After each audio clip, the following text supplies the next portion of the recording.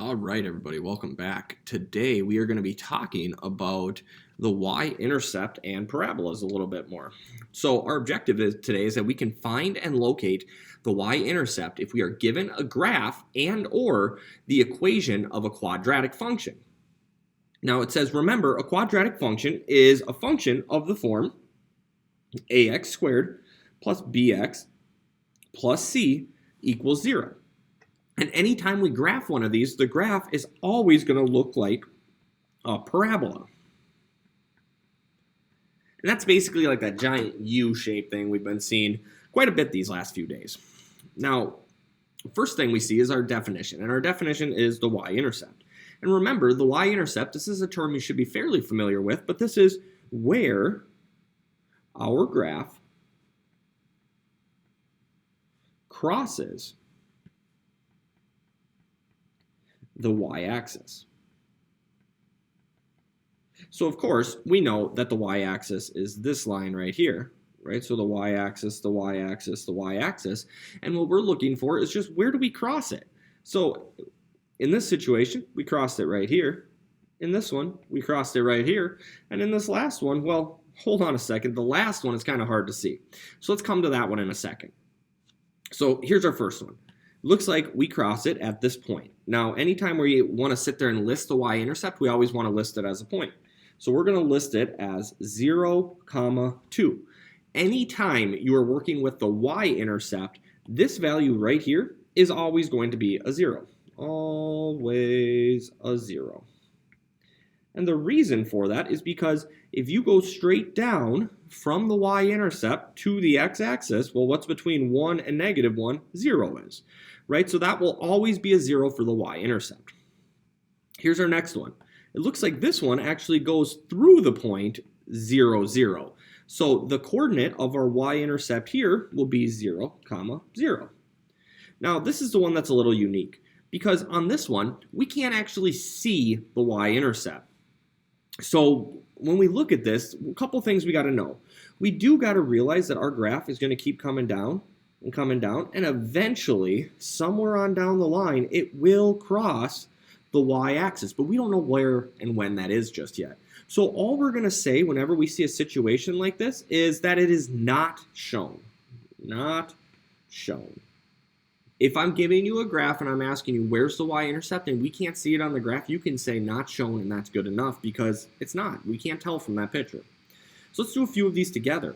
So looking at this first one, it says locate the y-intercept. Well, let me first highlight all my y-axes, right? So here's one, here's another, right? I'm just starting by highlighting that. And in a minute, I'm going to go through and say where they all cross.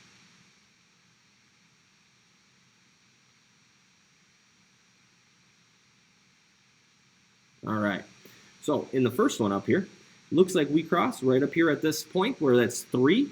So we're going to say 0, 3. Remember, the y-intercept's x value is always 0. So this guy should always be 0. Here's our next one. Looks like at this one we cross at 1. So we're going to come over here and say 0, 1. Nice job. Here's another one. Where does this one cross? Well, it doesn't look like it crosses quite here at 9. But it does look like right up at 10 is maybe where we're crossing. So we would say 0, 10, right? And again, the x value is always 0 on these. Looking at this one, well, I can't see it on the graph, so I am allowed to say not shown. Looking at this one, again, prime example of where it is not shown. Look at the next one. Again, not shown. Those are the easy ones as far as I'm concerned. Here's another one. So this one we actually get a point. It looks like we cross up here at 7, so we're going to be able to say 0, 7. Nice job. And then here's our last one over there. Well, again, another not shown. Now, I don't know if you noticed it, but we had quite a few not showns that showed up here. We had 4 of them, in fact. So if we get a graph and it's just not shown on the graph, we got to have a better way of finding the y-intercept. And that's where we come in down here. So, question, how would you find the y-intercept if you can't find it on the graph? So, here's the graph of this function. And one thing you're going to notice is that we definitely can't see it on the graph here. Now, do you remember how I was saying that the x value of the y-intercept, even if we don't know what the y value is always 0? Now, we can use that fact to our advantage. And in order to use it, what we want to do is take 0 and we want to plug it into our original function wherever we see an x. So here's our original function, negative x to the second power plus 8x minus 15. Just like we've been doing for almost ever now, anytime we are plugging in, you put parentheses around just where the variable was. So wherever the x was, I'm putting my parentheses. Now, inside of those parentheses, we're going to put what we know x is equal to, which is 0. So we're going to put a 0 here and a 0 here. Now, this is your calculator buddy time. So you go to your calculator, type it in exactly like you see it.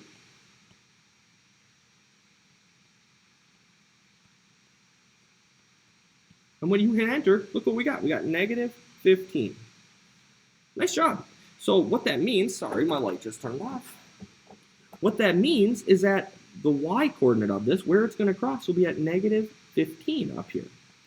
So it's really not too bad to actually find that as long as we have the equation, right? So we don't even need the graph anymore. So let's look at a few more problems. So here's another problem.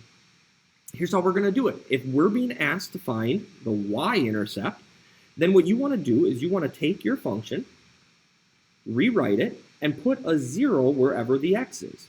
Now, if you want to do this correctly, it's very, very important that you come over here and you make sure that you are putting in parentheses in each of these spots. Now, coming over here, let's use that calculator.